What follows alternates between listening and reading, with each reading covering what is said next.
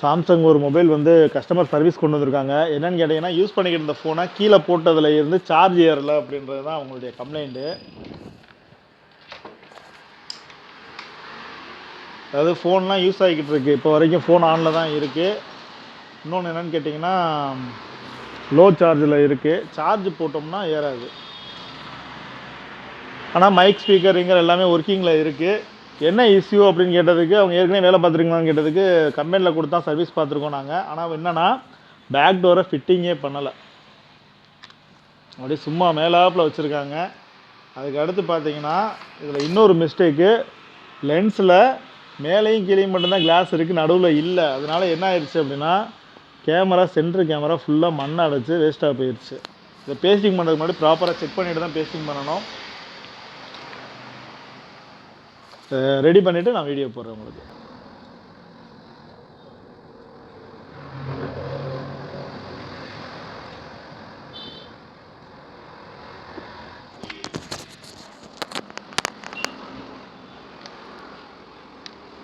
மற்ற Android phone மாதிரி இல்லாமல் இதில் வந்து ஒரு ஸ்பெஷல் என்னென்னு கேட்டிங்கன்னா, மேலேருந்து வர ஒரே ஸ்ட்ரிப்லேயே உங்களுக்கு 2 கனெக்டர்ஸ் இருக்கும்.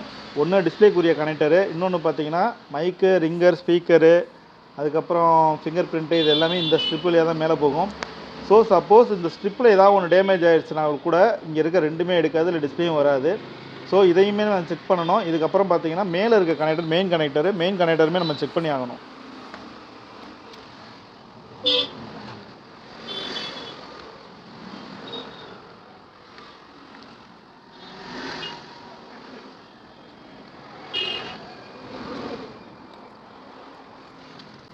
இவ்வளோ ஸ்க்ரூ போடுறதுக்கு காரணமே மொபைல் வந்து எதுவும் கீழே விழுந்தால் டேமேஜ் ஆகாமல் இருக்கிறதுக்காண்டி, உள்ளே இருக்க பொருள் வந்து சேக்காகாமல் இருக்கிறதுக்கு தான்.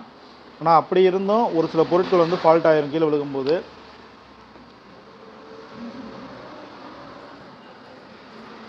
உங்களுக்கு பார்த்தா தெரியும், ஒரே ஒரு ஸ்ட்ரிப்பில் தான் 2மே ஜாயிண்ட் ஆகிருக்கும். ஸோ இங்கே இருக்க கனெக்டர் ஃபால்ட் இருந்துச்சுனாலும் இந்த மாதிரி இஷ்யூ இருக்கும். இந்த ஃபால்ட்டை நம்ம சரி பண்ணிட்டோம்னா மற்ற எல்லாமே கரெக்டாகிடும். இதில் இருக்க ரிங்கர் பார்த்தீங்கன்னா டபுள் ரிங்கர் வரும் இந்த மாடலில். மேலேயும் ரிங்கர் தான் இருக்கும், கீழ்ப்பகுதியிலையும் ரிங்கர் தான் வரும். மேலே இருக்க ரிங்கர் ஏர் ஸ்பீக்கராகவும் யூஸ் ஆகும். பாட்டு கேட்கும்போது 2 ஸ்பீக்கருமே ஸ்டீரியோவாக ஒர்க் ஆகும். கீழே இருக்க ஸ்பீக்கர் மட்டும் பாக்ஸில் கொடுத்துருப்பாங்க. இது ஃபோன் வர சவுண்டு எல்லாத்துக்குமே டூயல் சவுண்டாக தான் ஒர்க் ஆகும். இதில் இருக்க எல்லாத்தையுமே நம்ம எக்ஸ்ட்ராவாக மாற்றிக்கலாம், பேட்டரி மாற்றினாலும் மாற்றிக்கலாம். இது வந்து ஒரிஜினல் ஸ்க்ரீனு, ஃபிங்கர் பிரிண்ட் ஆப்ஷனோட வர ஒரிஜினல் ஸ்க்ரீன் இது.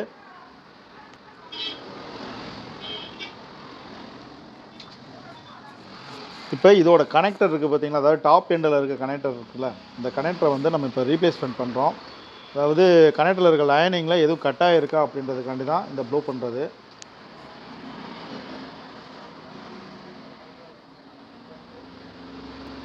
கனெக்டரில் இந்த மாதிரியான இதெல்லாம் இருந்தது அப்படின்னா அதுக்குரிய 3 கனெக்டருமே நம்ம ஃப்ளோ பண்ணி ஃபிட்டிங் போடணும்.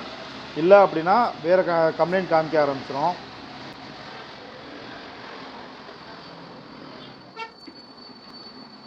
இந்த மாதிரியான வேலை பார்க்கும்போது முக்கியமான பண்ண வேண்டியது என்னென்னா, பேட்டரியில் என்ன கழட்டி விடணும். நம்ம நிறைய பேர் பேட்டரி என்ன கழட்டி விடாமல் அப்படியே மாட்டிடுவாங்க, எரர் ஆகிடும். இல்லாட்டி சாஃப்ட்வேர் வந்து கரெக்டட் ஆகும், இல்லைனா ஷார்ட் ஆக ஆரம்பிக்கும்.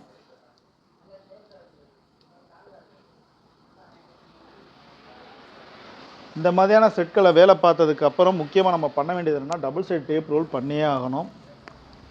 இப்போ ரெடி பண்ணியாச்சு. ரெடி பண்ணதுக்கப்புறம் இப்போ நம்ம என்ன பண்ண போகிறோம்னா, சார்ஜிங் போட்டு ஃபஸ்ட்டு செக் பண்ணி பார்ப்போம்.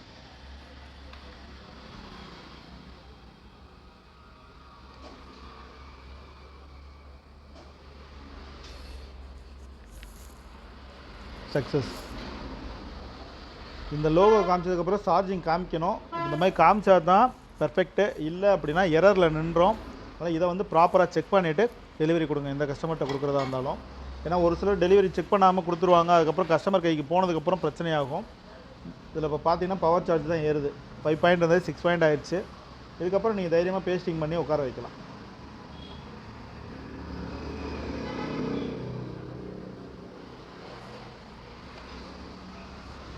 இதேமாரி ஸ்க்ரூ போடும்போது ப்ராப்பராக எத்தனை ஸ்க்ரூ கழட்டுறீங்களோ அத்தனை ப்ராப்பர் ஸ்க்ரூவும் போட்டுருங்க. நிறைய பேர் ஸ்க்ரூ போட எமர்ஜென்சி அப்படின்னு சொல்லிட்டு ஸ்க்ரூ போடுறதை குறைச்சி டக்குன்னு மாட்டி விட்டுருவாங்க. ஏங்க நேற்றே பண்ணியிருக்க வேண்டியதானங்க, இங்கே தானேங்க.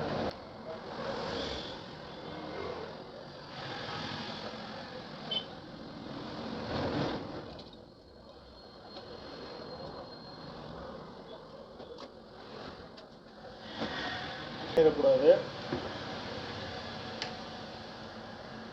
இதுக்கப்புறம் சார்ஜிங் வந்து டைமிங் செக் பண்ணணும். சார்ஜிங் டைம் பார்த்தீங்கன்னா சார்ஜ் ஏற ஆரம்பித்ததுல இருந்து உங்களுக்கு எவ்வளோ இருக்குன்றத டைமை நோட் பண்ணிவிட்டு அது எத்தனை நிமிஷத்தில் எத்தனை பாயிண்ட் ஏறுதுன்றதை செக் பண்ணிக்கணும்.